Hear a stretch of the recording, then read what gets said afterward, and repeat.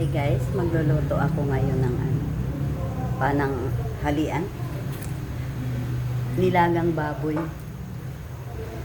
So, barbecue. And guys, ito yung baboy ko. Nilaga ko na.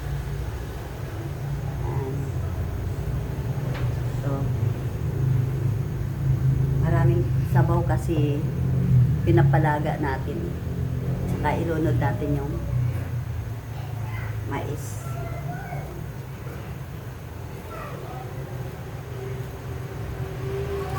Sabay na yun. Sibuyas.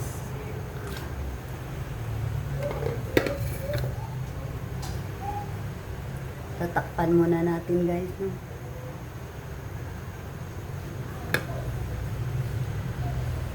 Yan.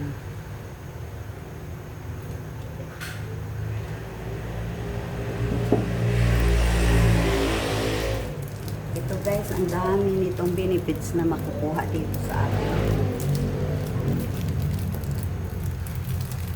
Nilagang baka.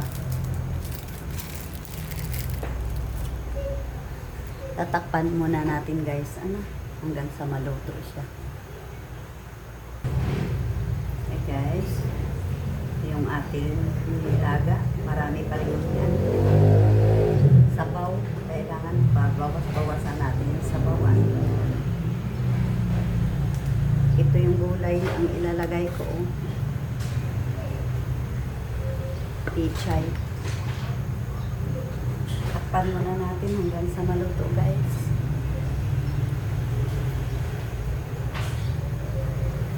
Ito ay linaga.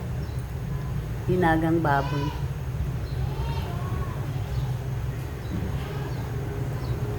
Takpan muna natin. Hi guys, ilagay ko na ang gulay.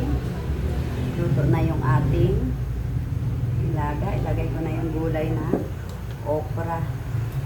Ang okra hindi ko naputulin kasi ako lang naman kumakain. At saka ito yung pichay. Ilagay na natin pichay.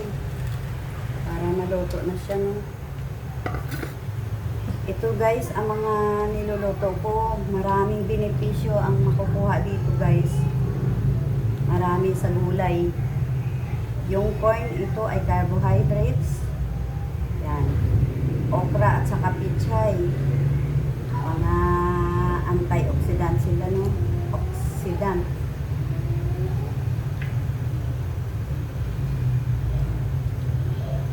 Makakadali sila, nagbibigay sila ng lakas ng pangangatawan. At saka madali sila makapag-reduce ng dumi, fiber, folate. Ito naman yung baboy, protein. Ang daming na nito mga benefits ng niluluto ko guys, ha. Ito dahil matabang, lagyan lang natin patis para hindi na tayo maglagay kung ano-ano, no. Yan. Patis na lang guys. Lagyan yung pork cube kasi baboy yan. Tapos patis na lang kayo para wala ng Kasi ang patis ay galing sa isda yan. Tatakpan muna natin hanggang sa maluto guys, no. Ito na guys. Yung aking luto na guys yung aking inagang baboy. Yan na may corn. At saka okra. Nilagyan ko lang okra.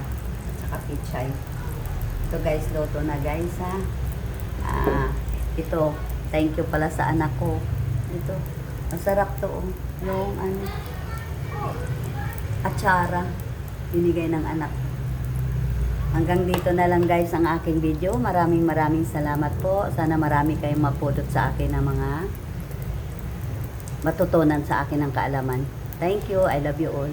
Bye.